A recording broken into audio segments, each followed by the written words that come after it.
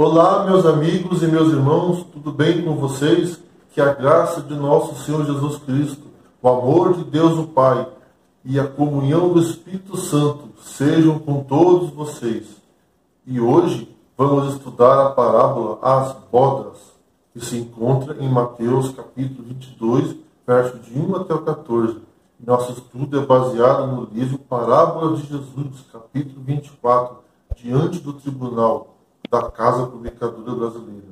Mas, antes de continuar, gostaria de pedir a sua ajuda.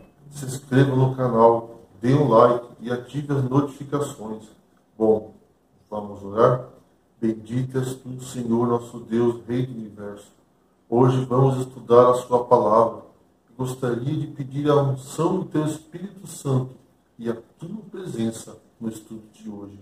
É o que pedimos, em nome de Jesus. Amém.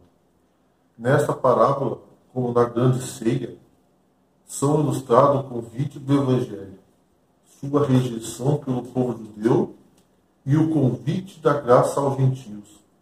Esta parábola, porém, apresenta-nos maior ofensa da parte dos que rejeitam o convite, o juízo mais terrível.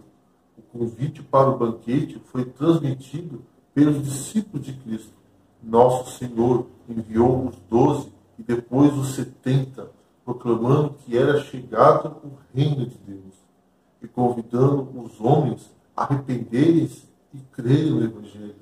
O convite não foi atendido, porém, os convidados para irem à festa não compareceram.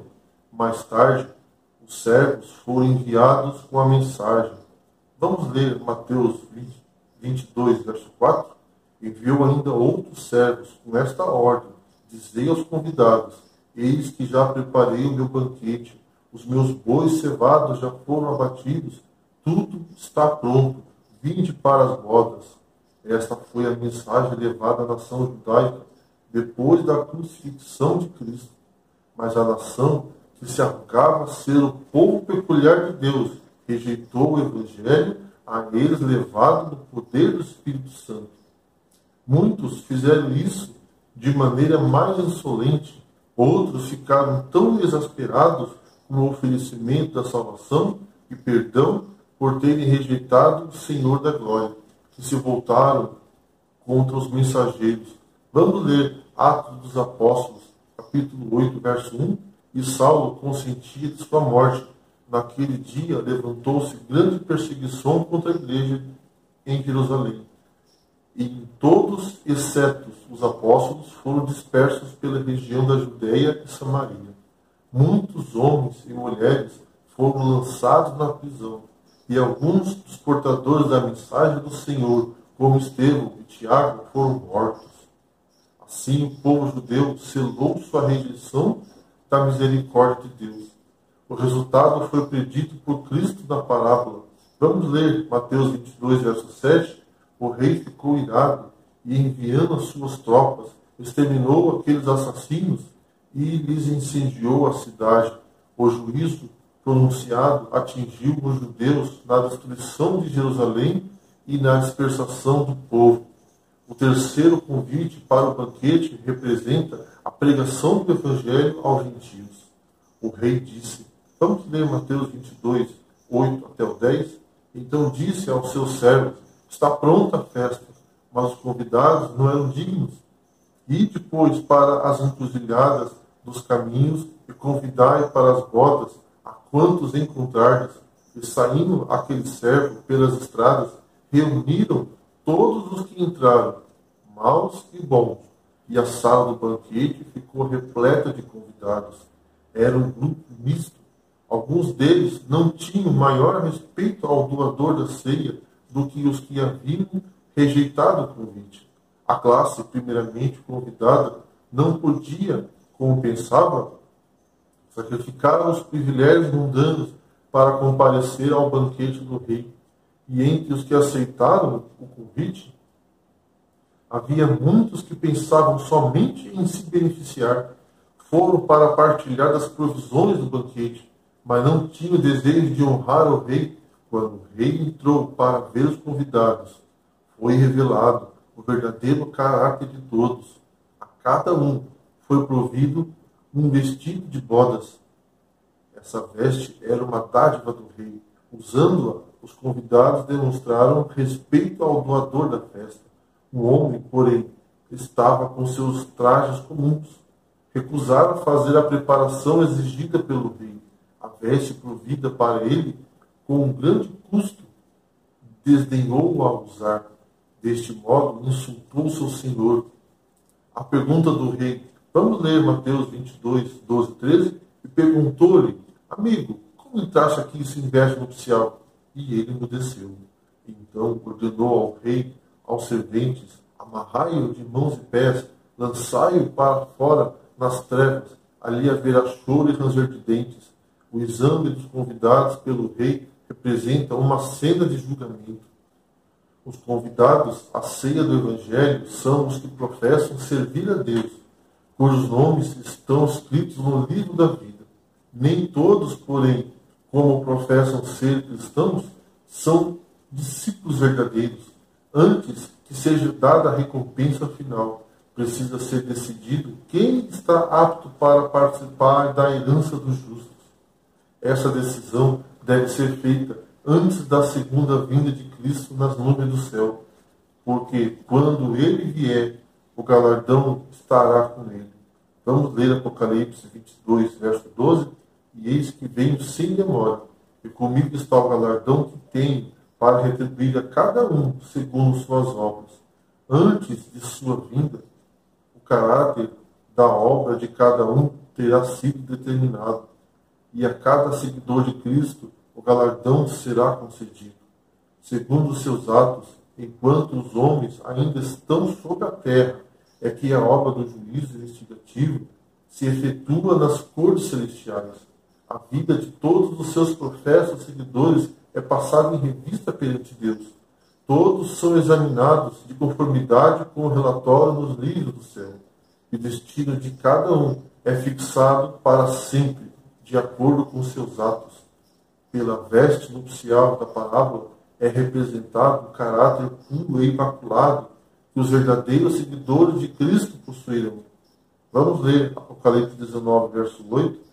Onde foi dado vestir-se de linho finíssimo, resplandecente e puro, porque o linho finíssimo são os atos de justiça dos santos. A justiça de Cristo e seu caráter imaculado é pela fé comunicada a todos os que o aceitam como Salvador pessoal. A veste branca de inocência foi usada por nossos primeiros pais, quando foram postos por Deus no Santo Éden. Viviam eles em perfeita conformidade com a vontade de Deus. Todas as suas afeições eram devotadas ao Pai Celeste. Luz bela e suave, a luz de Deus envolvia o santo par. Este vestido de luz era um símbolo de suas vestes nupciais.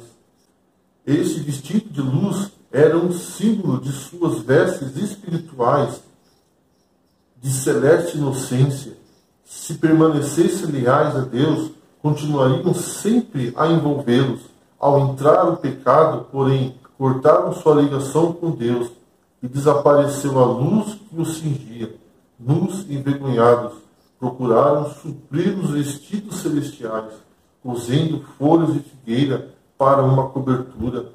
Isto fizeram os transgressores da lei de Deus, desde o dia em que Adão e Eva desobedeceram. Cozeram folhas de figueira para cobrir a nudez causada pela transgressão. Cobriram-se com vestidos da sua própria feitura, por suas próprias obras. Procuraram encobrir os pecados e tornarem-se aceitáveis a Deus. Isto jamais pode ser feito. Porém, o homem nada pode enviar para suprir as perdidas vestes da inocência. Nenhuma vestimenta de folha de figueira, nenhum traje mundano pode ser usado por quem se assentar com Cristo e os anjos na ceia das bodas do Cordeiro. Somente as vestes que Cristo proveu podem habilitar-nos a aparecer na presença de Deus. Essa veste de sua própria justiça. Cristo dará a todos os que se arrependem e creem. Vamos ler Apocalipse 3,18? Aconselho-te que de mim compre ouro refinado pelo fogo, para te enriqueceres, vestiduras brancas para vestires, a fim de que não seja manifesta a vergonha da tua nudez, e colírio para ungires os olhos, a fim de que vejas. Esse vestido, fiado nos teares do céu, não tem um fio de origem humana. Em sua humanidade, Cristo formou o caráter perfeito e oferece-nos esse caráter. Vamos ler Isaías 64, verso 6. Mas todos nós somos como um imundo, todas as nossas justiças como trapo de imundícia. Todos nós murchamos como a folha, e as nossas iniquidades como o vento nos arrebatam. Tudo que podemos fazer de nós mesmos está contaminado pelo pecado. O pecado é definido como o quebrantamento da lei. 1 João 3, verso 4. Mas Cristo foi obediente a todos os reclamos da lei. De si mesmo disse, vamos ler Salmo 40, verso 8. Agrada-me fazer a tua vontade, ó Deus meu. Dentro do meu coração está a tua lei. Por sua obediência perfeita, tornou possível a todo homem obedecer aos mandamentos de Deus. Ao nos sujeitarmos a Cristo, nosso coração se une ao seu, nossa vontade emerge em sua vontade, nosso espírito torna-se um com seu espírito, nossos pensamentos serão levados cativos a ele. Vivemos sua vida. Isto é o que significa estar trajado com as vestes de sua justiça. Quando então o Senhor nos contemplar, verá não o vestido de folhas de figueira, não a nudez e a deformidade do pecado, mas suas próprias vestes de justiça, que são a obediência perfeita à lei de Jeová. Os convidados às bodas foram inspecionados pelo rei. Só foram aceitos os que obedeceram aos seus requisitos e usaram o vestido nupcial. Assim ocorre com os convidados para a ceia do Evangelho. Todos são examinados pelo grande rei e só serão recebidos os que trajam as vestes da justiça de Cristo. Justiça é fazer o bem. É pelos atos que todos serão julgados. Nosso caráter é revelado pelo que fazemos. As obras mostram se a fé é genuína. O homem que foi à ceia sem a veste das bodas representa a condição de muitos hoje em dia. Professam ser cristãos e reclamam as bênçãos e privilégios do Evangelho.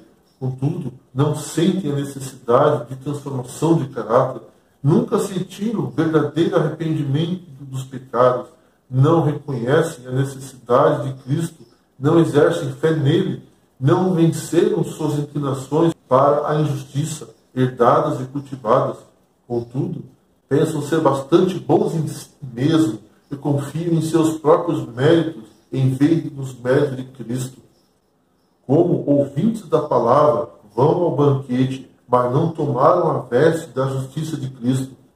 Os princípios celestes que distinguem os que são um com Cristo dos que se unem ao mundo tornaram-se quase indistintos.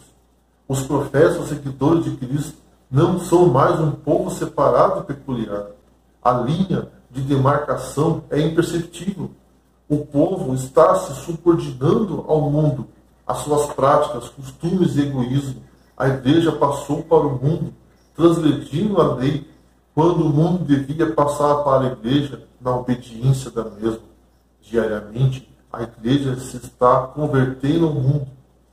Todos esses esperam ser salvos pela morte de Cristo, ao passo que recusam viver sua vida de abnegação, exaltam as riquezas da livre graça e procuram cobrir-se com a aparência de justiça, esperando assim ocultar os defeitos de caráter, mas seus esforços serão vãos no dia de Deus.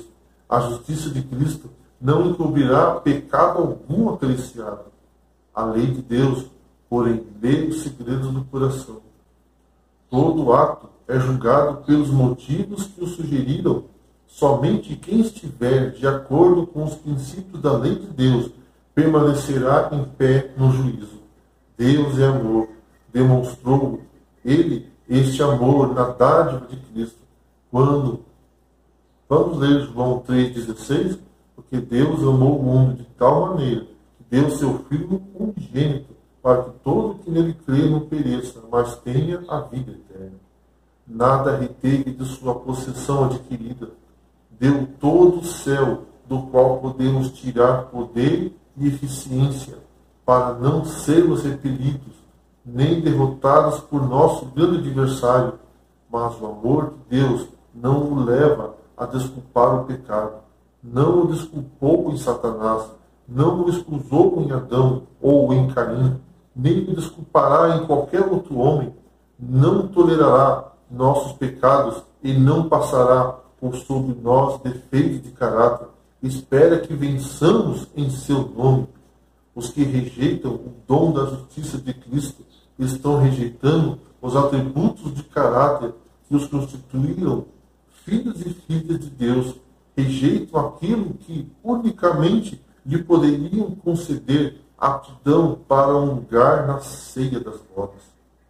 Na parábola, ao perguntar ao rei, vamos ler Mateus 22, verso 12, perguntou-lhe, amigo, como entraste aqui sem a veste nupcial? E ele emudeceu. Assim será no grande dia do juízo. Os homens agora podem justificar seus defeitos de caráter, mas naquele dia não apresentarão desculpa. As igrejas professas de Cristo, nessa geração, desfrutam do mais alto privilégio. O Senhor se tem revelado a nós numa luz sempre crescente. Nossos privilégios são muito maiores que os do antigo povo de Deus. Temos não somente a grande luz proporcionada a Israel, mas também a evidência crescente da grande salvação trazida a nós por Cristo. Aquilo que para os judeus era o tipo e símbolo, é para nós realidade. Eles tinham a história do Antigo Testamento. Nós, hoje, temos essa e a do Novo. Temos a certeza de um Salvador que veio, um Salvador que foi crucificado, ressurgiu, e à porta do sepulcro de José proclamou. Vamos ler João 11, 25. Disse-lhe Jesus, eu sou a ressurreição e a vida. Quem crê em mim, ainda que morra, viverá. Em nosso conhecimento de Cristo e de seu amor, o reino de Deus está posto no meio de nós. Cristo nos é revelado em sermões, cantado em hinos. O banquete espiritual é nos apresentado em farta abundância. A veste das bodas providas com infinito custo é oferecido liberalmente a toda pessoa. Pelos mensageiros de Deus nos são expostas a justiça de Cristo, a justificação, as excelentes e preciosas promessas da palavra de Deus, o livre acesso ao Pai por Cristo, o conforto do Espírito e a bem fundada certeza da vida eterna no reino de Deus. O que poderia Deus fazer por nós que não tenha feito em prover uma grande ceia, o banquete celestial, contemplar a beleza do caráter de Cristo, mas como a maioria foi tudo em vão, não quiseram submeter seus próprios hábitos e caráter, não quiseram depor as vestes terrenas para serem trajados com as do céu. Seu coração era dado à avareza, amavam mais a companhia do mundo que a de Deus. Solene será o dia da decisão final. Em visão profética, o apóstolo João o descreve. Vamos ler Apocalipse 20, 11, 12. Vi um grande trono branco, e aquele que nele se assenta, de cuja presença fugiram a terra e o céu, e não se achou lugar para eles. Vi também os mortos, os grandes e os pequenos, postos em pé diante do trono. Então se abriram os livros, ainda outro livro, o livro da vida foi aberto, e os mortos foram julgados segundo suas obras, conforme o que se achava escrito nos livros. Triste será o retrospecto naquele dia em que o homem defrontarem face a face a eternidade. Toda a vida se apresentará justamente como foi. Os prazeres, riqueza e honra do mundo não procederão tão importantes. Os homens hão de ver que somente a justiça que desprezaram é de valor. Verão que formaram o caráter sob a sedução enganadora de Satanás, as vestes que escolheram são o estigma de sua aliança ao primeiro grande apóstolo. Então, hão de ver a consequência de sua escolha, terão conhecimento do que significa transgredir os mandamentos de Deus. Não haverá oportunidade futura em que os homens se poderão preparar para a eternidade. Nesta vida é que devemos trajar as vestes da justiça de Cristo. Esta é a nossa única oportunidade de formar caráter para o lar que Cristo preparou para os que obedecem aos seus mandamentos. Rapidamente, os dias de graça estão terminando. O fim está próximo. É-nos feita a advertência. Vamos ler Lucas 21, 34. Acautelai-vos por vós mesmos, para que nunca vos suceda que o vosso coração fique sobrecarregado com as consequências da orgia, da embriaguez, das preocupações deste mundo, e para que aquele dia não venha sobre vós repentinamente como um laço. O convite é amplo para todos, mas ele deve ser tratado com a consideração de Deus. As coisas de Deus merecem todo respeito, e o maior alerta é nos perguntarmos quantos nossos afazeres, os nossos negócios, os nossos pertences estão colocados à frente do convite de Deus. Não será o caso que nossas coisas, nossos interesses, temos feito desprazer o convite de Deus? Vamos orar. Bendito és tu, Senhor nosso Deus, Rei do Universo. Que nossa prioridade seja o teu reino e tua justiça, Senhor nosso Deus. Perdoe nossos pecados, que possamos ser guiados por seu Espírito Santo e não por nossos desejos carnais. É o que nós pedimos em teu nome. Em nome de Jesus. Amém. Que Deus abençoe cada um de vocês.